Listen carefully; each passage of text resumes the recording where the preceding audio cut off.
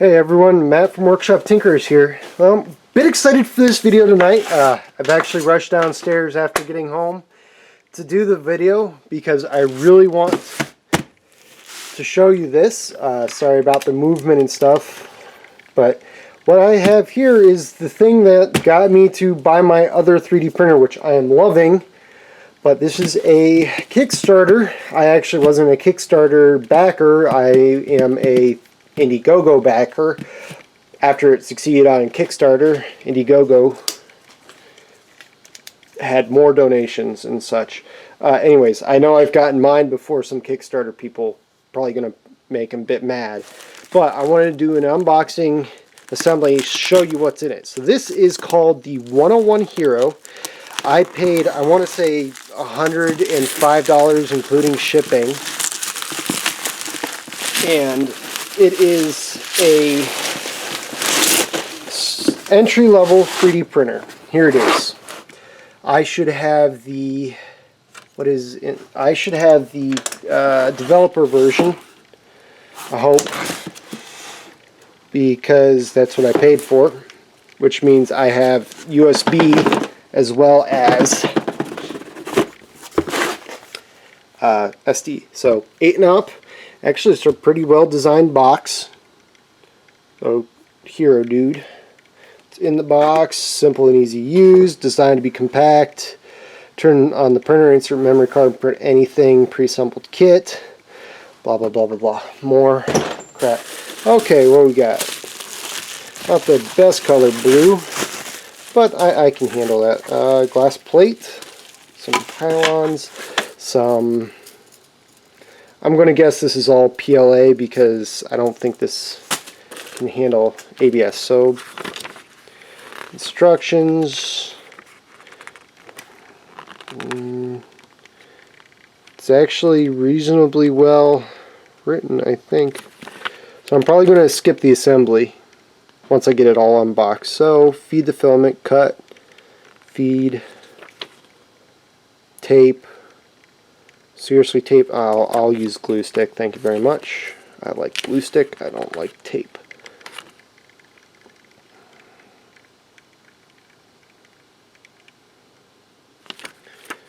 No self-feed. No. Okay, interesting. Let's see what else. We have tape, clips, screws, a power supply. I hate this style power supply. I'd rather have one with 2 cords. This looks to be the hot end. It's okay looking. Oh, it's got the Tapcon style.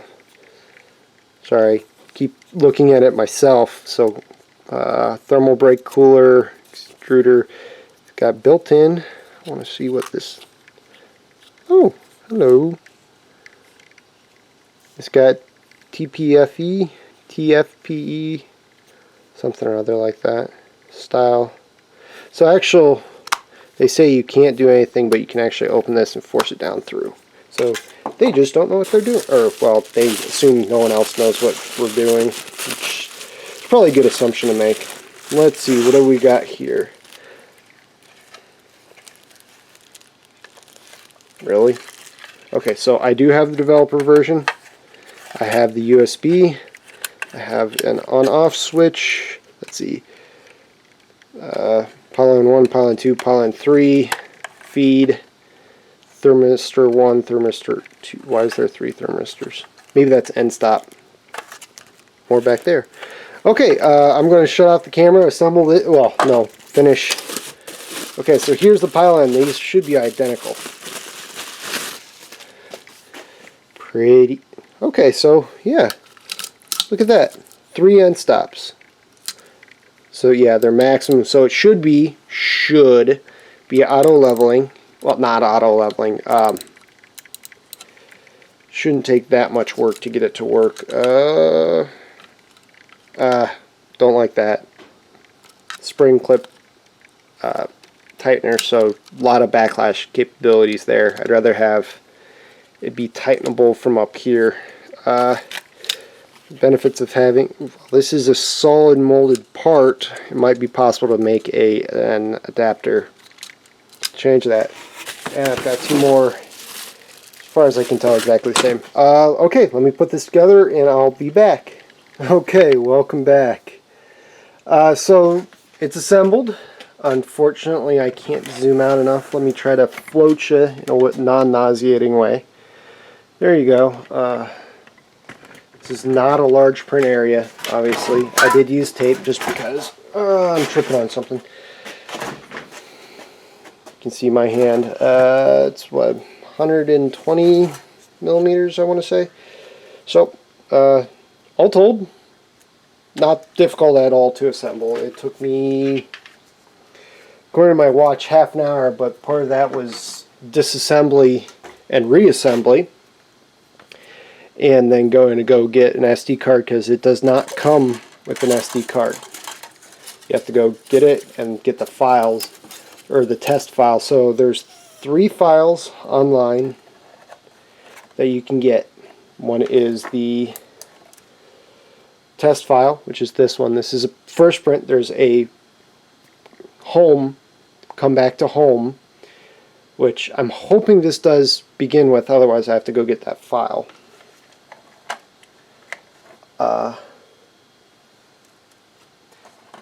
Light? Yes?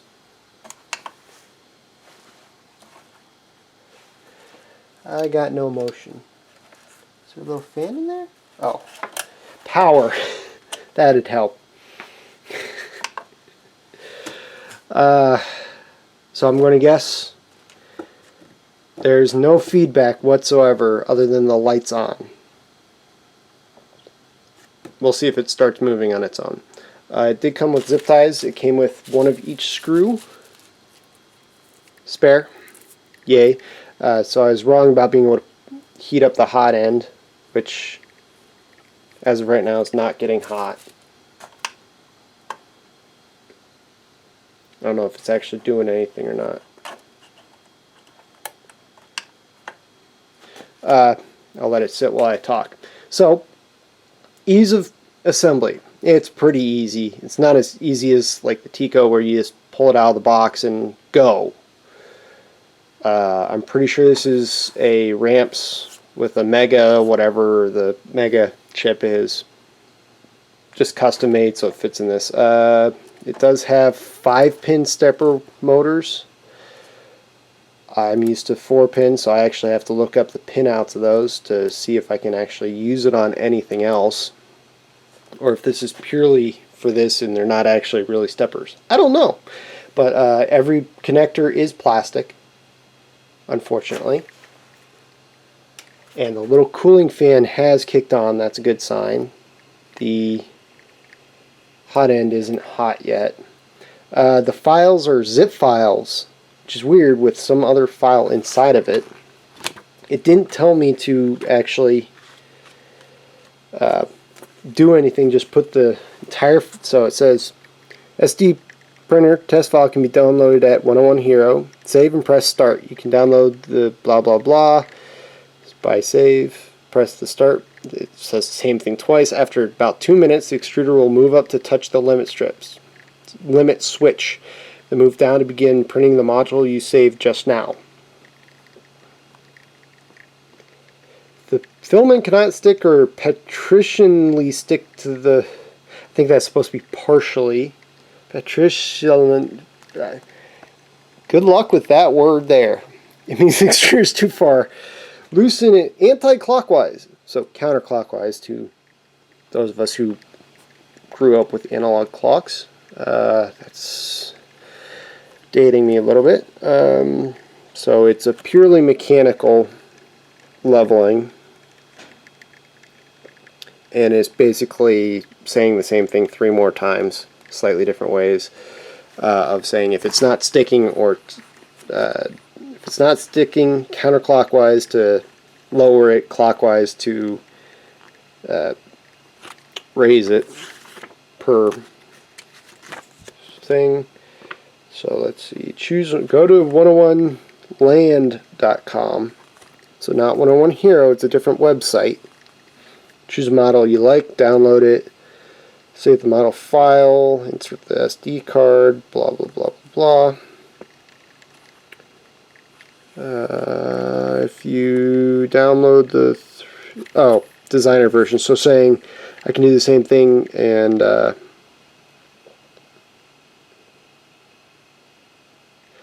has to be renamed to 101 Hero, so G-code 101 Hero. Anyways, I'll probably be dedicating a if it'll work with Raspberry Pi and Octoprint, I'll probably be hooking up another one of my Raspberry Pis to this printer. The other one's on my Wilson 2, my big printer, which is where it's going to stay. It just needs permanently wired in. It is not getting hot. I don't even spend 2 minutes. How long have I been talking? Okay, off, on, clicky.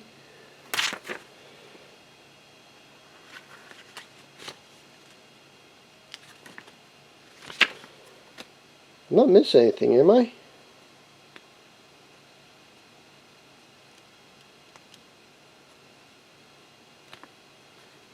Am I? Sorry, I'm reading the instructions. Okay, I'm going to go grab the file again. I might need to unzip it, because there's one called 101 Hero within it. I might need to put that on here. Give it 2 minutes. If it starts moving, I'll turn the camera back on. Otherwise, I'm grabbing the file. Okay, this time it's going to work. The hot end is getting hot. Yeah, that kind of hurt. So it's getting really hot really fast. That's a little surprising considering there can't be that much amperage going over that itty bitty tiny wire. So I think my problem was I was using a 16 meg SD card. Why? Because this was like a half meg file. I didn't want to waste a big one. So I put an 8 gig in there. It read it fine. While I'm talking, waiting for this to do its thing, let me reposition so you can see it a tiny bit better. There you go. I did look at the code, at the file. It is G-code. It looks Marlin standard.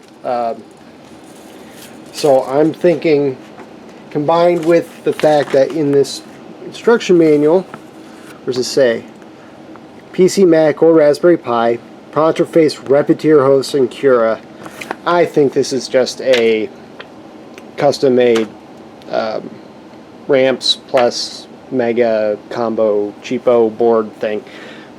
I don't know for a fact, but I'm pretty sure if I wanted to, I could put a ramps board on this and it'd be just fine. There we go. Hey.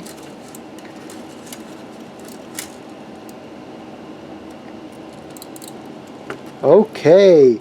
So this first one is 3 layers deep, so they're not expecting you to really do anything. It's going to take a while. I doubt the first layer. I'm probably going to have to run this twice before anything even comes out. So it is purely a tuning print. 3 layers deep. I can probably cancel it. I'm not 100% sure how. And actually I can see it's too deep. This one's too deep. Scratched up the tape a little bit, so I have to do this one clockwise.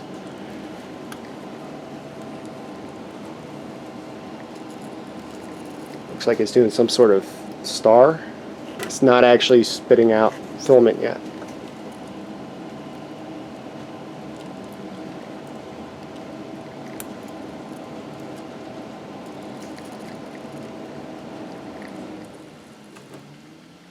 Sorry, literally first time running it. I need to take a look. Let's see.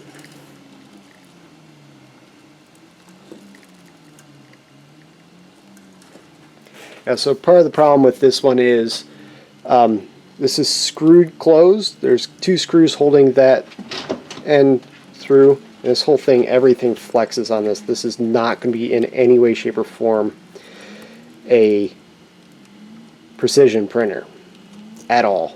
I don't care what their things say. Oh, look, we got, yeah, it's a 6-point star. I'm going to have to reprint this. Plain and simple. I can't tell from this There, it thinks it's done all three. And it's centering itself. I think, are they smart? Oh, that's smart. Okay, so the leveling isn't actually a physical level. It is the screws themselves are hitting the limits, or not limit switch, but the what's the word? They're not physical. I guess they're limit switches. I can't remember the other word. So let me try to get this a little better, and I'll show you one last time before done for the night. Thank you. Okay, this is going to take a while. I'm not going to make you deal with me tuning this. So this needs to go down a little bit. That one needs to go up. This one's actually good. All it is a 6-point star, which is actually fantastic for tuning this. I know this tip's too deep. That tip's too high. Something I will say about this printer, it is going to need a large skirt every single time because it doesn't really prime the nozzle much, so it takes a while to get started. It was actually on its second time around, which might be part of the problem. I will make a small little print in a bit, but for now, hey, it's a tiny little $79 plus shipping 3D printer that I can hook up a Raspberry Pi to and probably replace this with an actual board that can do stuff. We'll see how well it interfaces with Octoprint or whatever I find that'll work. Other than that, yay. Alright, thanks everyone. See you next time.